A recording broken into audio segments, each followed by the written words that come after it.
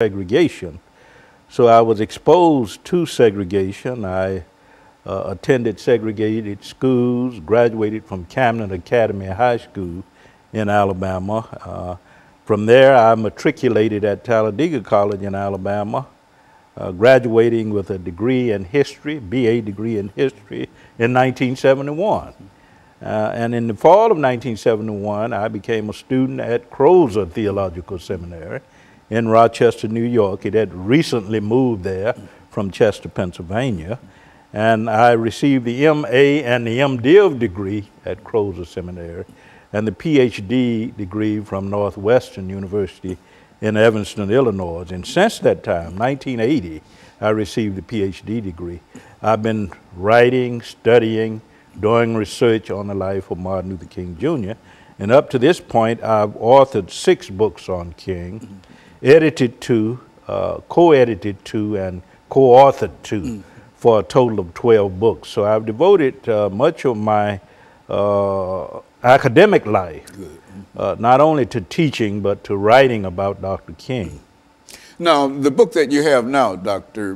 Baldwin, deals with Dr. Martin Luther King from a different perspective entirely. Why don't you make some statements about that book, and then we'll come back and we'll allow you to elaborate on it after this first segment. I wrote the book because we, I think, have lost a sense of the ordinary person, the human being that was Martin Luther King Jr.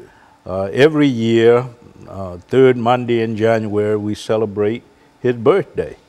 But I think the ordinary person that was King, the human being that was King, has gotten lost in our annual national celebrations. And I wrote the book to sort of reclaim that ordinary, and Dr. King was an ordinary person on many levels.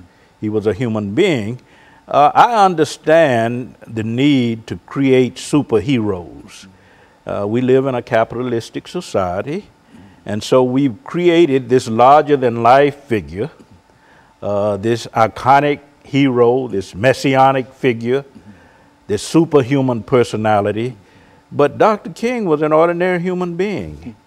And the book is really about reclaiming the ordinary person, the ordinary human being that was Martin Luther King Jr.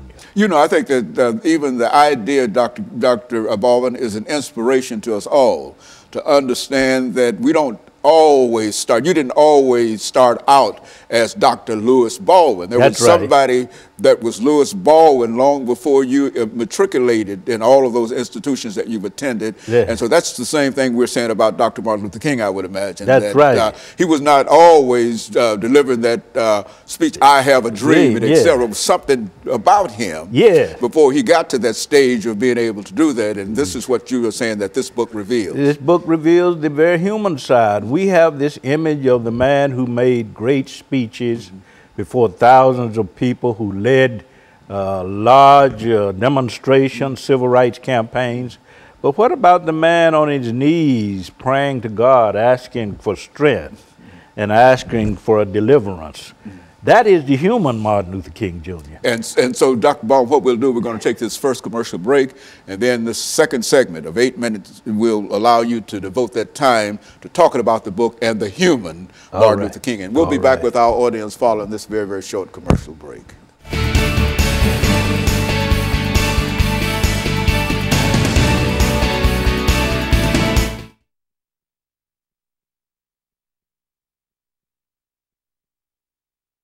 Yeah, you know, things that you want. Eating habits, his love for music, all that. That's right. That's the Martin Luther King that we like to see. That people don't know. To know that he was just like everybody else. Exactly. You know, and that we can all, you know, relate to the fact of death and know that even though we might be ordinary, we can strive to the same standards of excellence. That's right. That he strove for. That's right. Yeah, well, I appreciate that. Yeah, he was not always Dr. Martin Luther King having a dream. Yeah, he was a young boy. Martin Luther King Jr., the ordinary boy, the ordinary man. Yeah, that's right. That's right. That's right.